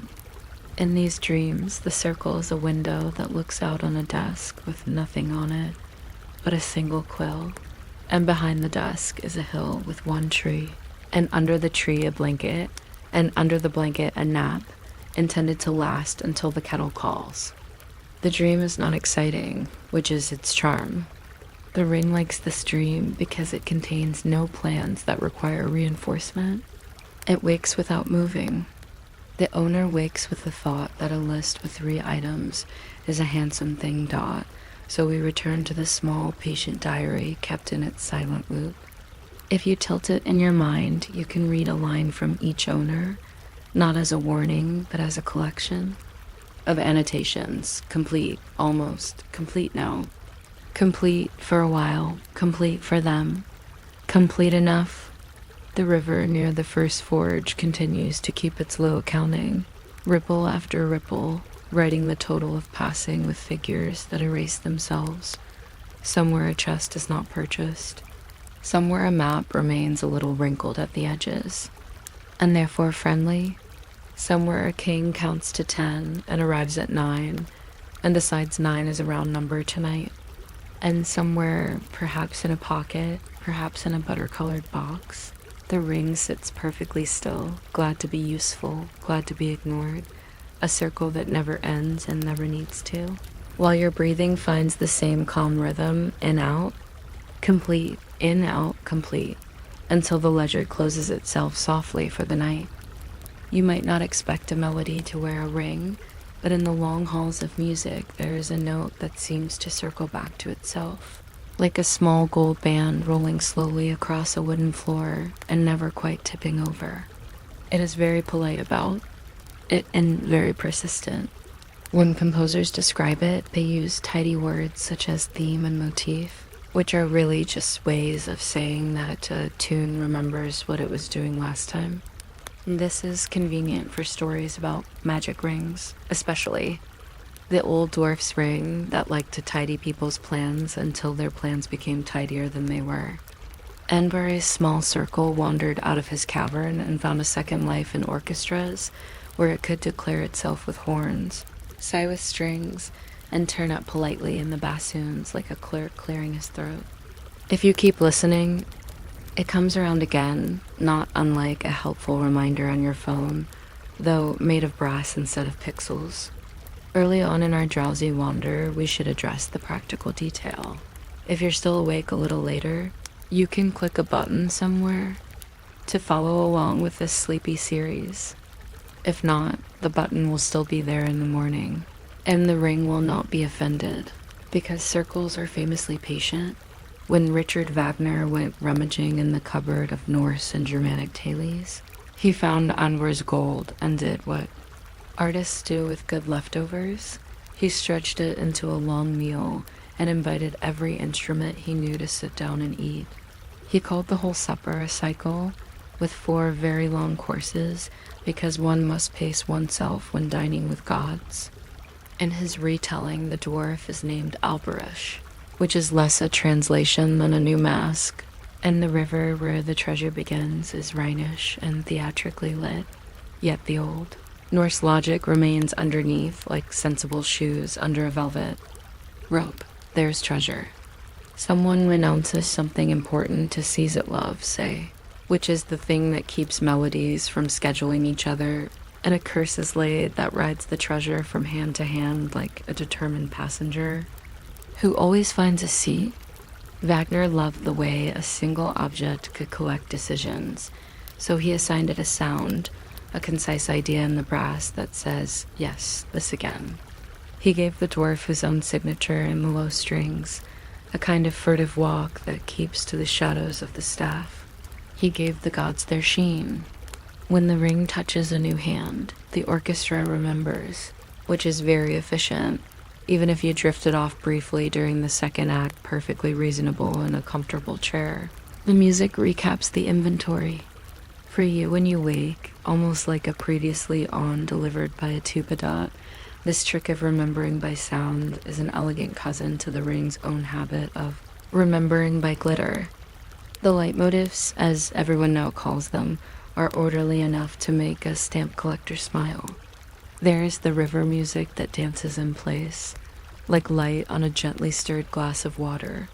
There's the forging motive, a measured clank that makes you think of hammers with an excellent work ethic. There is the curse idea, which is not angry in the way curses shout in fairy tales, but rather methodical, as if it has blocked out its calendar. Wagner's orchestra becomes a cabinet of labeled drawers. When a figure opens one, the sound of its label floats up, and we are assured that even in confusion there is filing. This is why the operas, for all their reputation for length, are oddly consoling to the sleepy mind. Order returns and returns again. If you think of it as the ring's dream of being a library, every shelf a scale, every book a chord. Someone asks where the treasure is, and the horns answer, in the same place it was last time. We marked it with a tune, please consult.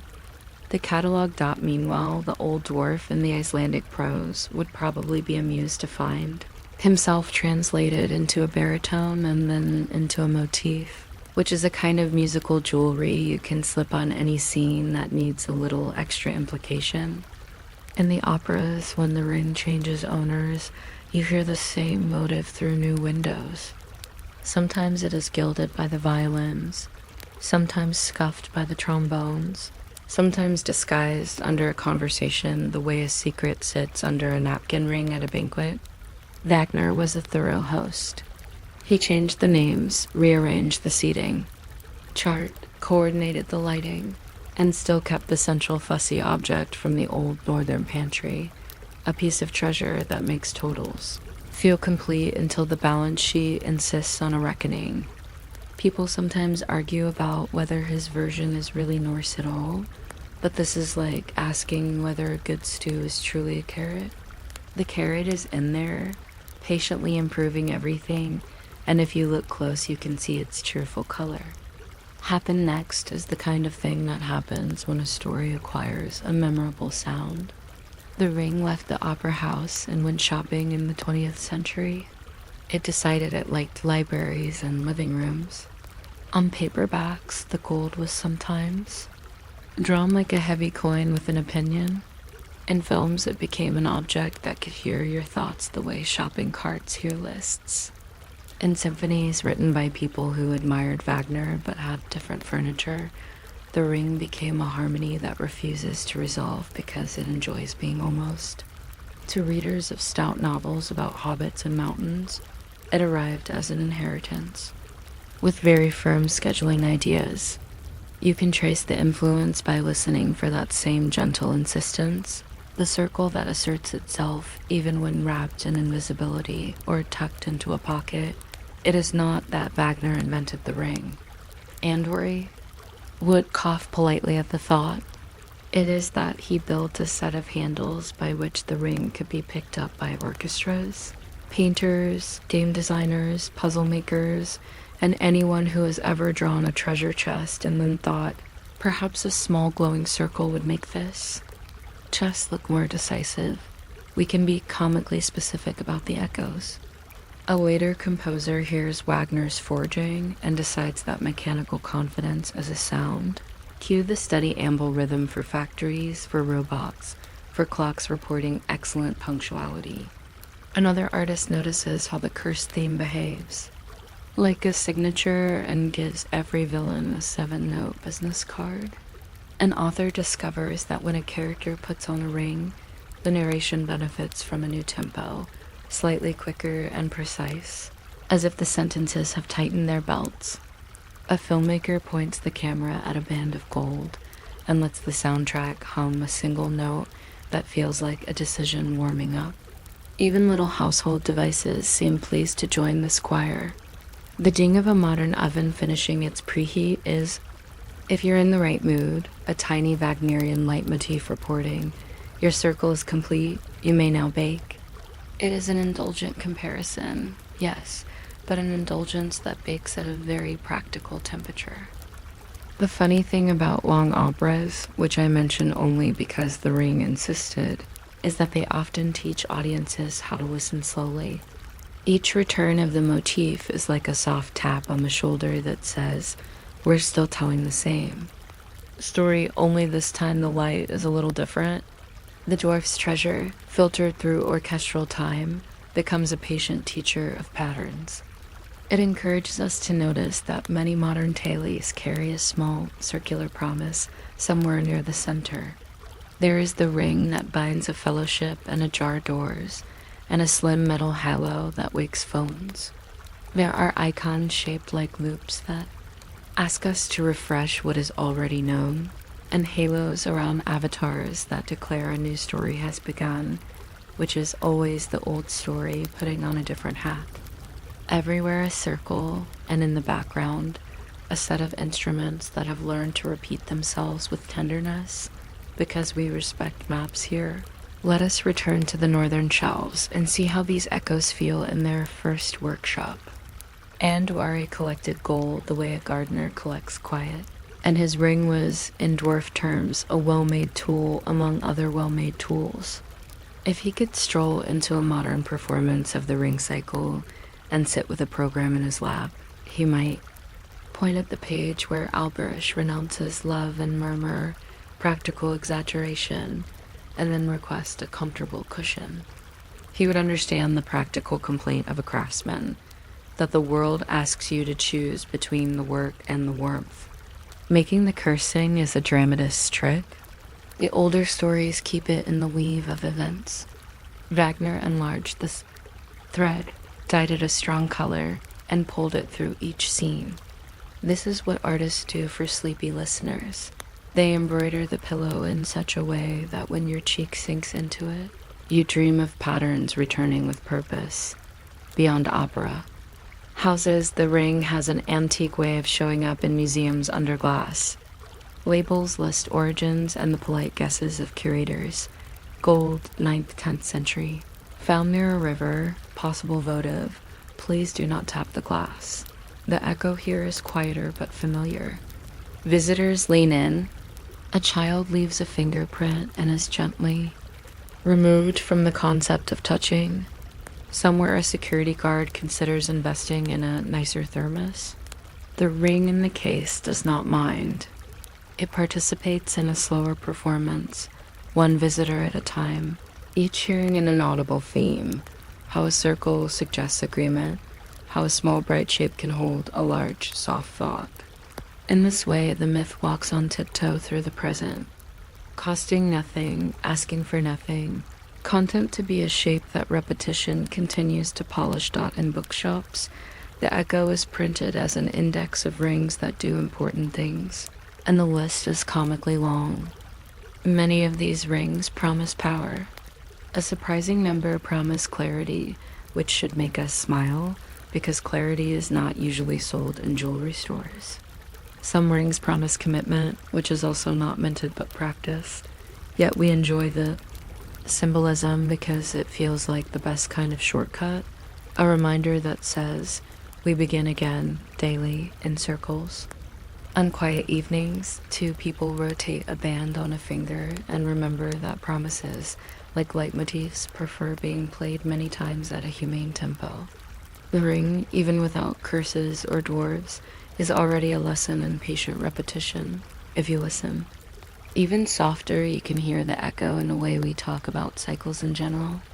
There are economic rings and feedback loops, patterns of climate and habit, exercise plans that prefer circles to lines because lines tend to run into walls. The idea that a thing can return without being the same each time is a good bedtime. Idea, it means that drifting off in the middle of the theme is not a failure. The theme will courteously return and catch you where you are. The myth of Andvari is not scolding us for wanting more or for loving order.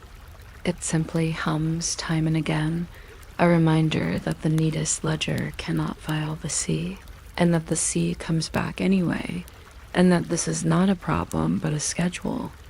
Older than accounts, some people learn to recognize Wagner's motives the way birdwatchers recognize calls. There goes the curse, there goes the rhyme, there goes the idea of kingship adjusting its cuffs. Others simply feel a gentle déjà vu when a tune returns. Either way the echo works. In a modern film, a 3-note figure tells us the spaceship has a destiny. In a video game, a little arpeggio lets you know the treasure chest contains something. Circular and decisive. In a quiet living room, a kettle completes its small opera, and you pour tea the color of ancient coins and call it evening. The ring has succeeded again, not by commanding, but by suggesting that completion is a feeling with a soundtrack. Now, and then someone complains kindly that Wagner's cycle celebrates greed or turns gnashing doom into an entertainment. There is a truth to guard there, but it is the same old guard the myths have always hired. We tell these stories so we can practice recognizing shapes. If the ring has a dangerous shape, it is because desire has edges that can be sharpened, and music has a way of polishing edges until they catch the light. The sleepy answer is to keep the tempo humane. In operas, it helps to have intervals for cake. In life, it helps to schedule intermissions in which nothing needs to be improved. You can try a small experiment tonight with a ring you own, or a coin, or even the lid of a jar, which is, after all, a ring that believes in closing things gently. Set it on your table and watch the lamplight curl around its rim. Imagine a few notes that could announce it whenever it appears, perhaps 2 slow tones that agree with each other, then a third that repeats their agreement because repetition is reassuring. Hum this to yourself as you take the object in your fingers. Feel how circles ask your hands to be deliberate. The tune will return later when you place the object down, and you will understand a small kind of leitmotif, which is only a word for a circle that learned to make sound. It is late now in our little gallery of echoes. The dwarf's ring sits where we left it, rotating almost imperceptibly on the table the way seconds rotate inside a watch no one hears. In the distance, in that part of the mind where orchestras rehearse at low volume, the motives continue their courteous rounds. The river idea slips past like silk. The forging beads count the nails in the roof. The curse motif does not boom. It simply files itself under again, written with calm handwriting. The echo into modern legends keeps traveling into films, games, novels, wedding vows, coffee mugs with tasteful circles printed on them, because circles are easy travelers. You do not need to chase them. If you are still nearly awake, you might notice your own breathing has been practicing a very old music, in and out, A pair of notes, returning, improving nothing and everything. A rhythm older than the dwarves and the river, older than the stage and the pit. And somewhere in a forge that has all the time in the world, a careful hand turns a small band of gold once more across the stone, and finds it smooth, and sets it down, and the sound it makes as it rests is the quiet click of a theme taking its place, prepared to return when it is needed, prepared also to be still, which is the loveliest echo of all. You wouldn't expect a small coil of gold to keep an appointment with the end of the world, yet the stories say the curse on Andvari's treasure is very punctual. It doesn't rush, it doesn't shout. It places reminders on the quiet calendar of fate and then waits, like a ring waiting in a drawer for the next hand. Somewhere in the half-light before a Ragnarok, that patient circle is said to glimmer with the same untroubled expression it has always had, as if it knows the schedule better than the people carrying it around.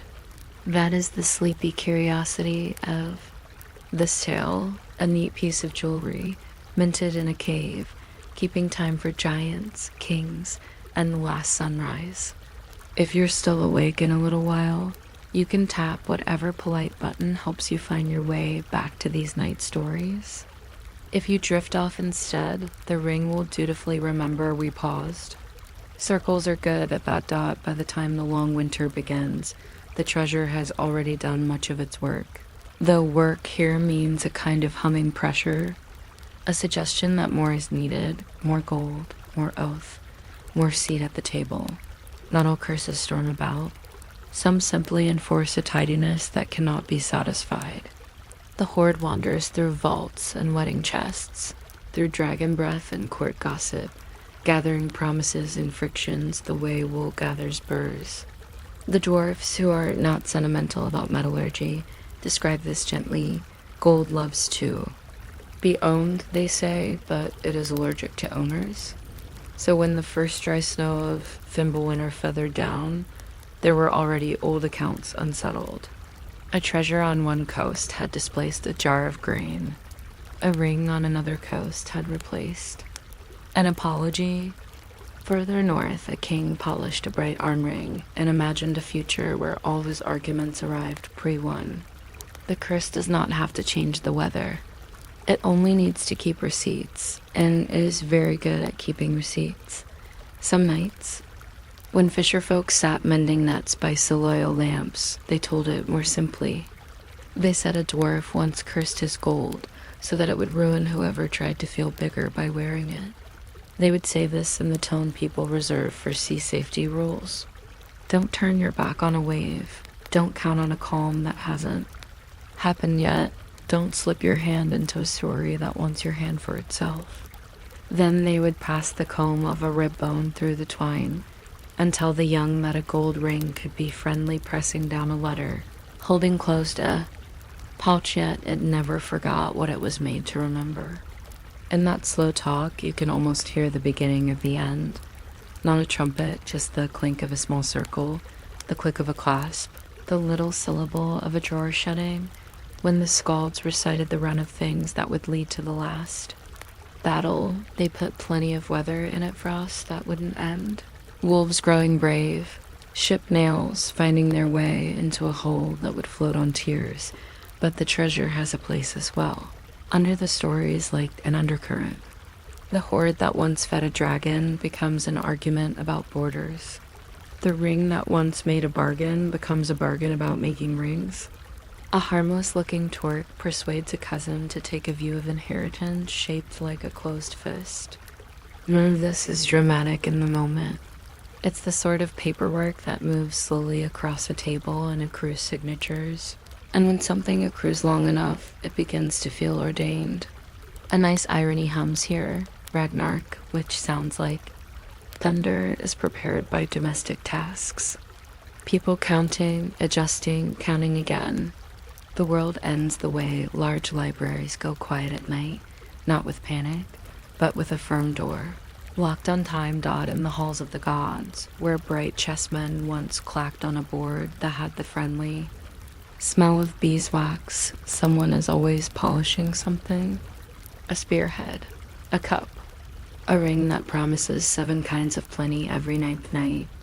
The wise say these are tools, not goals, and they are right. Still, the chest of gold sits like a modest sun in a corner, warm as bread, convincing as arithmetic. You can almost see how, by the 3rd winter in a row, even a sensible mind might drift into small calculations.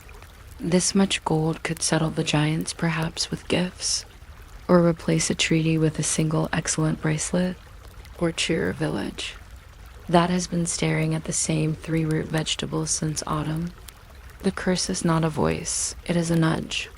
A reminder that the shortest path through a conversation is sometimes a glint. If you have ever tried to solve a week of errands by buying a new notebook, you already know the shape of this thought. The prophecies list the last day arrivals, the ship made of nails, the wolf with practical jaws, the old flame with an even older sense of occasion. No one mentions a wagon of treasure creaking along at the back. That's because a wagon is not necessary. The gold is already distributed like salt. Kings have some, families have a few heirloom links. Dwarfs have the memory of it under their fingernails. Dragons, where they still exist, remember it on their tongues the way you might remember the sweetness of a fruit through the name of its tree. Even the river has a little, which is why the fisher folk sometimes tell the young to keep an eye on the glitter just under the current, not because it is evil, but because it is very good at being itself. When the big day arrives, the hoard is everywhere and nowhere, which is an efficient arrangement if your goal is to prove that certain arguments are portable. People like to think the world breaks with a bang. The tidier truth is that it checks. Boxes. When the final winter has made every window look like an unfinished letter, the ring's paperwork is complete. The chain of possessors has extended like a careful daisy garland, one neck at a time. A promise has been reopened and initialed again. The curse doesn't need to lift a finger. It has merely ensured that when hands reach for handles during that last necessary hour, they do so with the small, confident curl of ownership. This is why, even as gods lace up their good boots and giants dust off their taller opinions, you sometimes read, in older lines of verse, a sudden and very domestic image, a woman quietly closing a lid on a casket of bracelets, a steward sorting, coin by weight and sound, a dwarf in a doorway counting. Ragnarok is a storm assembled from tidy moments. The fire that ends things is not a critic. It doesn't ask which treasures were responsible for which quarrels.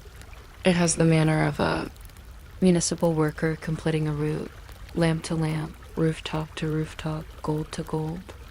It licks a ring and leaves it brighter for a heartbeat, and then less than a ring, and then nothing at all.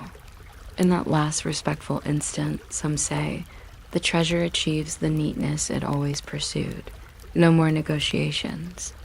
No more owners. No more conversations where the ring is the quiet third participant. There is something reassuring in this, like the final page in a ledger that says totals carried forward and then does not tell you where. Those who like to keep kitchens very clean will understand the comfort of a shelf with nothing on it and the glory of a sink that has been dried with a good cloth. Surtur, who is not known for housekeeping, nevertheless does a thorough job, and yet the poems hold a soft after-image, as if the hoard, having kept time so faithfully, is allowed a small encore on the green that follows.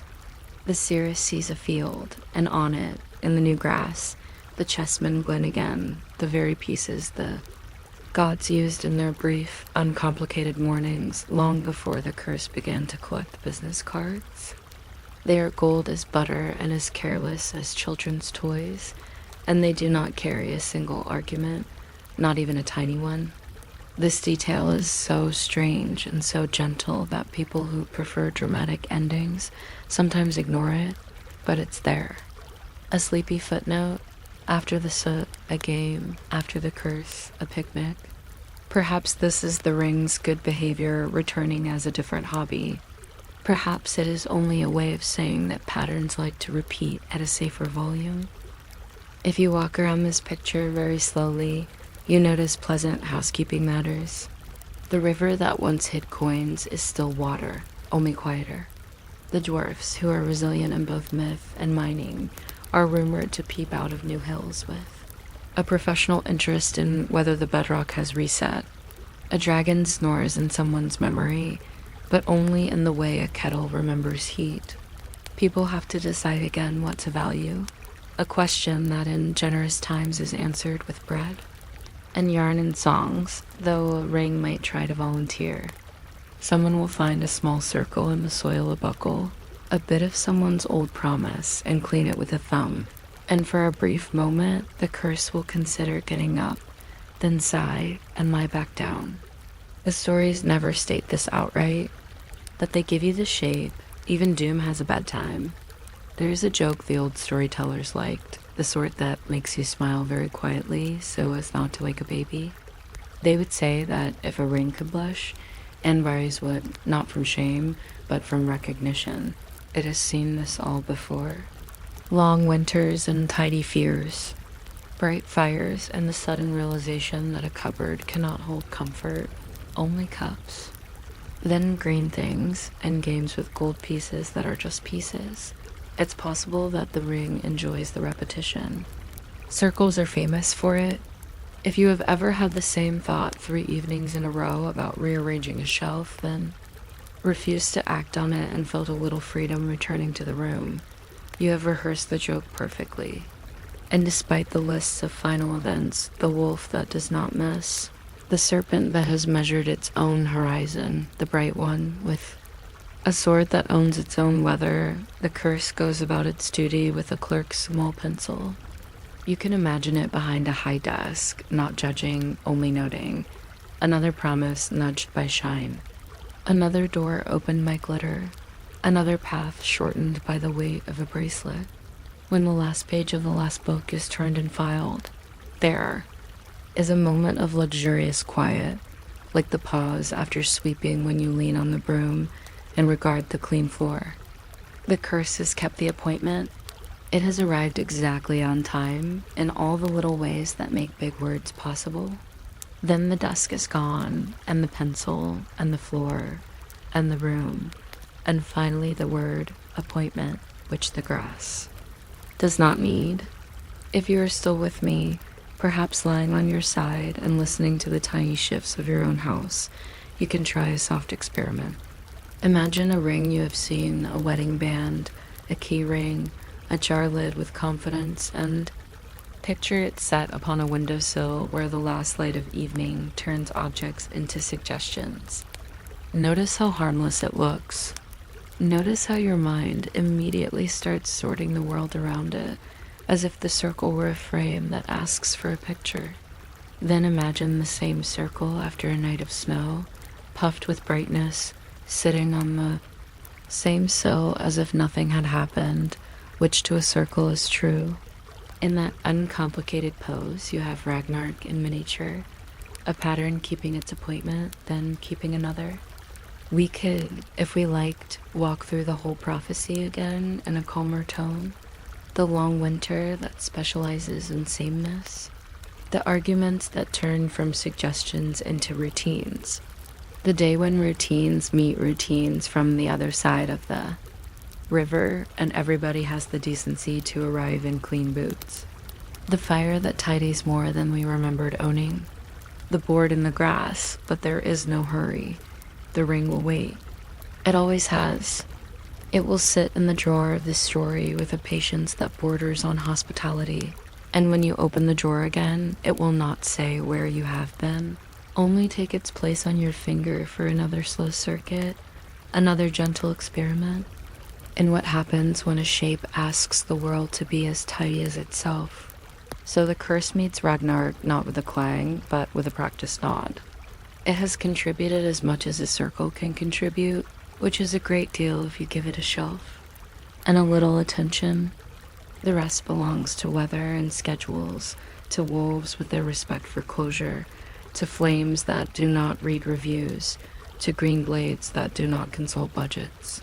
Somewhere a skald is still reciting, and somewhere a dwarf is still buffing. A coin with a square of old linen and thinking about tea, and somewhere a ring is performing its quiet duty of being round.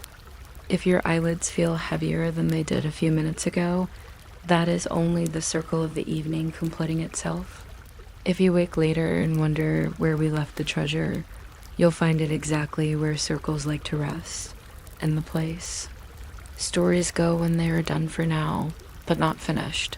A smooth, bright thought that remembers for you and asks for nothing, except perhaps a little more time, which bedtime has in generous supply. You might not expect a single gold ring to keep an appointment with the end of the world, but the old poems say Andvari's treasure respects schedules. It does not hurry, and it does not forget. It sits where it is placed, politely circular, as if shape itself were a promise. That is how the curse works, the skalds whisper, not with thunder, but with punctuality. If you find yourself still awake in a few minutes, you can always come back for the next lullaby, or drift off and let the ring remember the page number for you.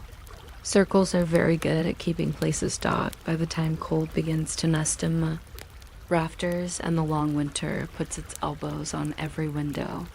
The gold has already done most of its work. Not work like chopping or hammering, nothing noisy. Work like gravity, like a suggestion that never gets tired. A cup of coins replaces a carefully worded apology. A bracelet slides into the conversation where a treaty should be. Someone opens a chest with the same hopeful motion used to open a letter from a friend, and the treasure answers with silence that sounds a little like yes. The curse never says yes. The curse says more. It is a gentle word until it becomes a direction. Gods, who like good tools and clean tables, are not immune to tidy logic. A bright hoard looks efficient in lamplight. 1 ring to seal a promise, 9 rings to gift a retinue, a torque to turn a feud into a handshake. You can almost hear the arithmetic small, practical sums spoken over a board of beeswax chess. Once, they say, those chessmen clicked lightly in the mornings of the world.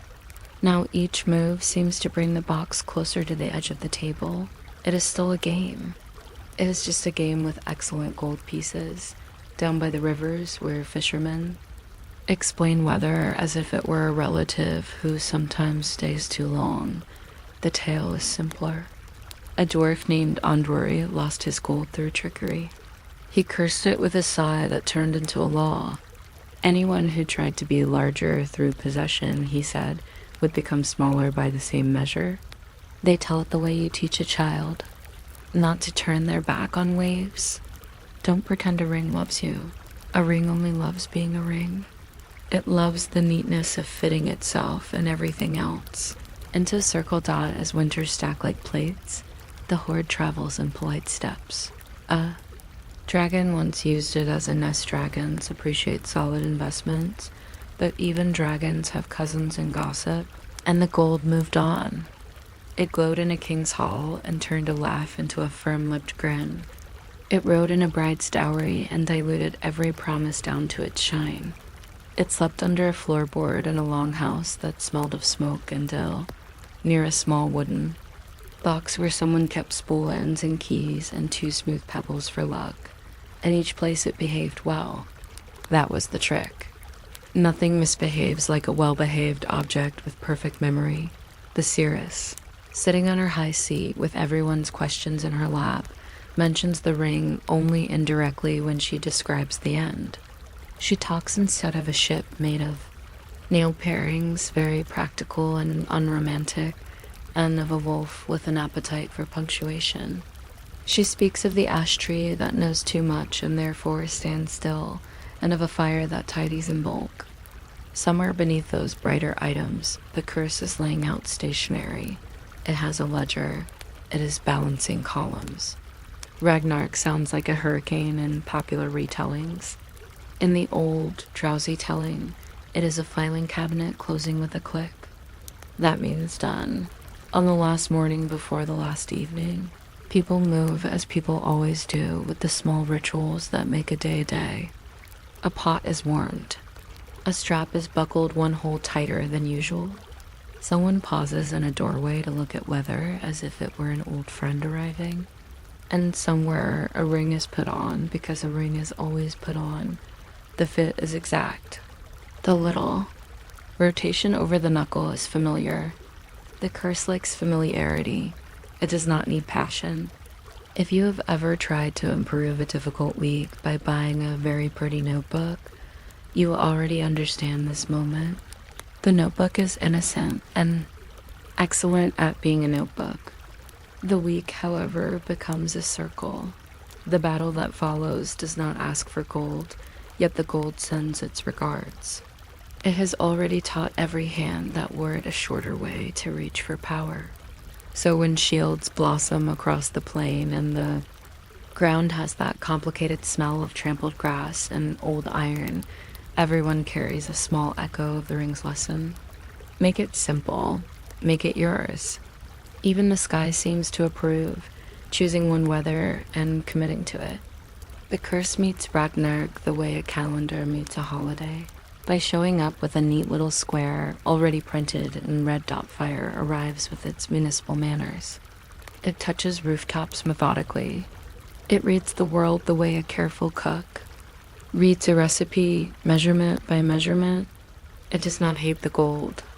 It polishes it for a heartbeat and then removes the category in which polish makes sense. A dragon might disagree with the technique, but even dragons vote only when asked. The ring flares, forgets, and is gone, and the hoard that encouraged. So many conversations about how much is enough finally learns the piece of zero. There is a comfort in zero that accountants have known for ages. When the column ends in a clean circle, the tabletop under the paper feels especially flat and wide. The poems, stern as they are about endings, give us a soft afterimage. When the ash settles like flour and the river remembers how to accommodate, sky, a new field, shows itself. On that even green, the chessmen gleam again. They are gold as butter and for once harmless. Someone sets them up in the old pattern, a neat rectangle of potential, and for a while the only strategy required is the pleasure of arranging. The line that tells this is small, but it shines the way a kitchen shines at 7 in the morning, when every cup is washed and turned upside down to dry. The curse is not in attendance. Circles have their own sleep cycle. From here, the story walks at human speed. People begin again, which means they make bread and double-check hinges and teach. Children, the useful names for wind.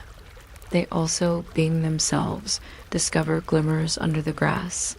A thin hoop of metal, a bit of decoration from someone's old promise.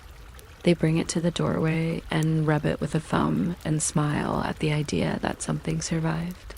You can feel the curse become alert, like a cat who recognizes the sound of a can opening in a house with no cats. Then it decides the sound is only a memory. It curls back into dream. That decision is a quiet victory. The kind you mark not with trumpets, but with a long, excellent nap. Skalds, who know how to fold a lesson into a lullaby, like to point out how friendly the ring always was. It never shouted. It never demanded to be worn. The trouble was in the mirror it offered, a small circle that reflected a large appetite. Andvari's complaint, which began as a practical grievance about theft and ended as something like policy, still taps our shoulder across the warm centuries. If you try to become big by owning, you often become small by needing. It is the sort of advice that sits nicely near other domestic instructions. Wipe the knife before you set it down. Keep the salt covered. Do not expect a possession to behave like a friend. Do not expect a ring to hold anything except a finger and an idea. As for the modern world, our world with its tidy icons and persuasive, Carts the myth has a whisper ready for us. It arrives with the same tone a librarian uses when she asks if you meant to return the book today. There is nothing accusatory in it, only care for circulation. The ring observes how we count steps, followers, coins, habits, and how the counting soon counts us. It notices that we write checklists to liberate ourselves and then feel lonelier without them. It does not judge. It has no eyebrows to raise. It only suggests that wanting to be enlarged by ownership still leads very calmly to being owned by wanting. You can practice the lesson in miniature, the way you might practice scales to make your fingers quiet. Picture a shelf with one beautiful object on it. A small bowl, perhaps, or a stone with a spiral. Notice how the shelf immediately asks for companions, how the air invents a second bowl at a respectful distance and a third to balance the story. Now remove the bowl in your imagination and see how the wood is handsomely enough by itself. This is not anti-bowl thinking. Bowls are wonderful. It is simply a reminder that emptiness is not a failure. Sometimes it is a completed thought. The new world after Ragnarok understands this. The grass is a paragraph with no adjectives. You can lie down on it and read the sky. If you listen closely to the oldest versions, you catch one more smile. At the very edge of the firelight, Loki, who once started this business with trickery, is not offered the last word. Andvari's complaint is not given a trumpet either. The last word belongs to play. The gold chessmen gleam, and someone laughs because the knight looks like a little goat with ambitions. The board waits for a game, but is in no hurry. It could sit there for a season and be just as useful. A gentle grid for the hands to remember how to place things without grabbing them. That is not a sermon, it is a hobby. If you are still awake, you might try a final exercise. Think of a promise you once sealed with an object. A ring, a key, a ribbon, a number on a little rectangle of plastic. Imagine releasing the object from the duty of reminding you. Let the promise live in your habits instead, dull and dependable as bread dough rising. The object can rest. The curse cannot find purchase if the surface is not for sale. There's nothing dramatic in this. It is housekeeping, and housekeeping is what saves us between storms. The gods learned it late. We have the leisure to learn it earlier, here in the soft lamp of an ordinary room. When people ask what the myth means, the sensible answer is that myths do not mean, they behave. This one behaves like a circle. It returns to the same places, the same thoughts, the same tidy desire to conclude. But bed is also a circle, with blankets that curve like a quiet shore, and breath that loops through the body in patient tides. If Andvari's gold taught anything worth keeping, it is the ease of not reaching. A hand resting on the coverlet is already wearing the best ring of all, a round of air, renewed with every slow inhale. The world will make its appointments with endings and beginnings. Your task is smaller and more delicious. Keep the appointment with sleep. The night is steady. Now, you can almost hear the faint clack of those harmless chessmen being set back into their box by gentle fingers. You can almost see a field rinsed smooth as a plate after a good meal. Somewhere, yes, there is still a ring, perhaps only a thought, of a ring, remembering its old tricks and letting them go because nobody's asking. The drawer of the story slides closed without complaint. The calendar page curls at the corner and stays. We could keep talking about fate and fire and the exact diameter of desire, but the lesson knows its shape, and so do your eyelids. Let the circle complete itself, quietly, completely, like a coin coming to rest on a table, like a moon drifting from the frame of the window, like a story that does not end so much as go on, softer and softer, gold becoming warmth, warmth becoming breath, breath becoming sleep.